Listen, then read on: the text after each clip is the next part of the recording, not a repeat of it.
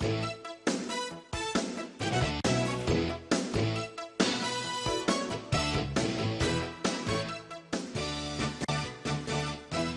back to Sunrise Daily. We're still having a conversation with Mr. Nnachi, who is taking us through this scenario that we've got on our hands. You were proffering solutions about the gas sector. Go ahead, please. Okay, haven't mentioned those factors of productions that if government wants to tackle it. You know, at this point in time where we have the most recent lowest price of crude is the most important time to make investment in the industry. Anybody will just shake head, oh. This is the most important time if government wants to, okay, increase, even if it's about crude reserve, increase it. We've been from 34 billion reserve barrel to 29 as of today. And this is like for more than 15 years, we never added anything to it. The last that we did was in 1993 when the PSC contracts were signed and all that. So this is the most important time that you can actually make some critical investment in the industries that has values for you. In today's market within the industry, a rig that used to go for $200,000 per day, people will plead with you for you to take it for $80,000. So you can actually move from more explorations, more appraisals, so that you have your 2P, you have your proven reserves and possible reserves satisfied. And that guarantees you for tomorrow, because anything we're talking now and we want to do now is, okay, what effect will it have in 2 years' time, in 3 years' time? That's what we should be talking about. So this is one of the options that the government can look at. We have to now go more full blast exploration and gas. So and how can we build that to reserve? It's through explorations. License should be issued. People that have the license should be encouraged to go into full explorations. Well, many have licenses for a while now. Gas license or gas field is, yeah, we can say, we cannot really publicly say many, no. But in the regular days, we can. What happens, even people that have wells that are assigned to them, when they go for explorations and they discover it is gas, what you just hear behind the screen, kill that well. And you know what kill the well means? Shut it down. This is not what we're looking for. This is not what we're looking for. So that has been on. So when we talk about the... Sorry, has this anything to do with demand? Because maybe they don't have ready buyers. If you go on gas exploration, perhaps you're moving on an enterprise that is not going to be lucrative for you. You know, when you are being served with coffee and sweetening, some people would prefer to take the sweetening and leave the coffee, just for the taste's sake. So if I give you a size of land and I ask you, this acreage has been assigned to you, and I know from this point I'm getting more gas, and from the other point I'm getting more crude, and the crude market is open and the price is higher, I'll go for that. So that has been the attitude within the industry. But it should be an intentional one. And if you look at what is happening globally, those oil exporting nations, which Nigeria is inclusive, so one of the solutions that we can think, how can we move the country from that oil exporting nations out of it to become oil sufficiency nations? So you no longer export that thing.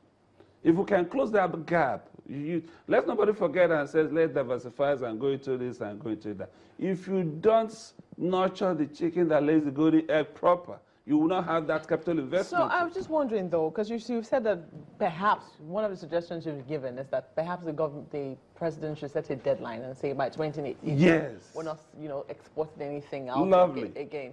But then, even locally, because right now, as you rightly know, we're importing quite a lot of finished products into the country, which is taking quite a bit of our own forex, as it were. So if you set that deadline, you bridge the forex.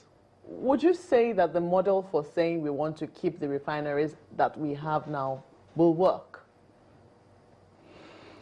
The refinery we have now, I don't even know the amount you're going to inject into it for it to give you 50% capacity. I make bold to say there's no amount that will give it that. It's an old car. Either you change the engine or change the body, it is an old car. Get it straight.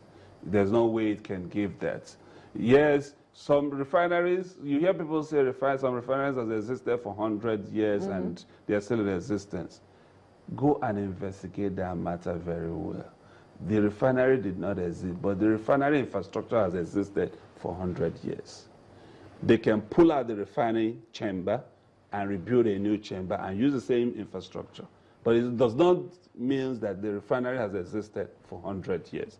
But what we have in Nigeria is refinery.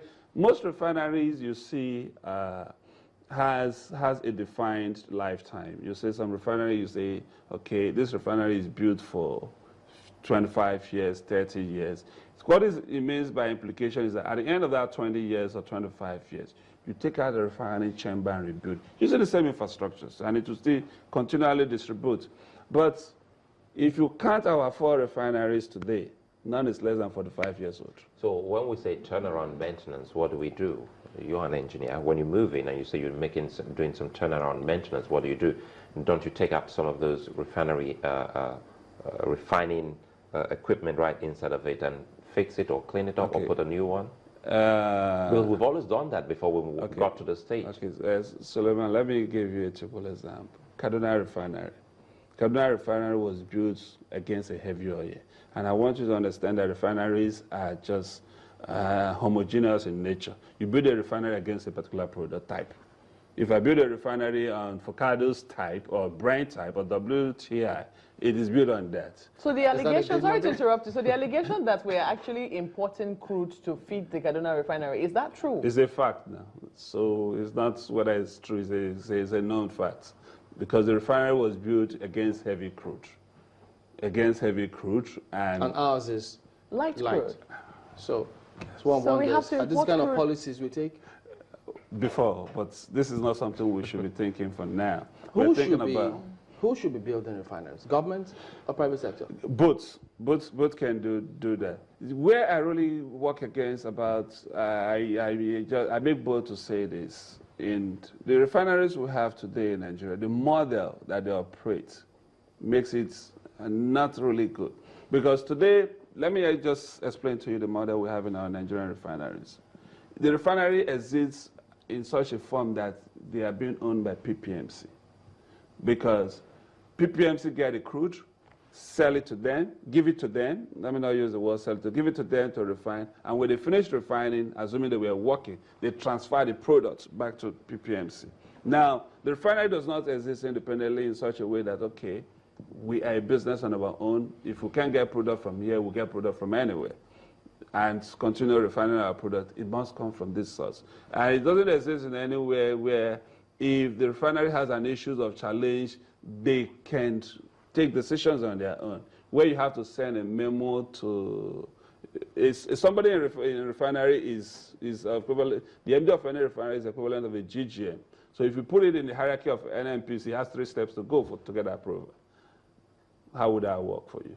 So if you ask me, and I'm very clear-minded, presidency can decide to just pull out the 4 refineries and let them stand alone as an enterprise on its own. And they now have that capability to attract investment, to borrow money, and do what they want to do. That means we may need to restructure the NNPC. It's not a case restructuring, though. You know, when we ever say restructuring and throw PIB into it, it's not a case of restructuring. You can create an enterprise within the last 6 months. NNPC has created what they call the NNPC Power Something Limited. And there's a GGN in charge of that. Before it's supposed to just be a division, but now it has been created as an enterprise. If you can do that, what's stopping you from creating a refinery enterprise? And it will run. That power section has been created. It's a full limited liability company, established. It has the power to borrow, it has the power to source for investors and all that. So they won't be accused of being a regulator and a player in the industry? The regulator is DPR. Let us still get it right. NNPC is not a regulator. The regulator is DPR. Oftentimes when we have this conversation, it's always whether to sell or not to sell. Government sometimes, falters in its steps. They've tried to privatize the refineries, and then before you know what's happening, they reverse the sale again, and then now we're being told that the government is not going to privatize. They want to keep these refineries, let other investors deal with their refineries. Do you think that will work?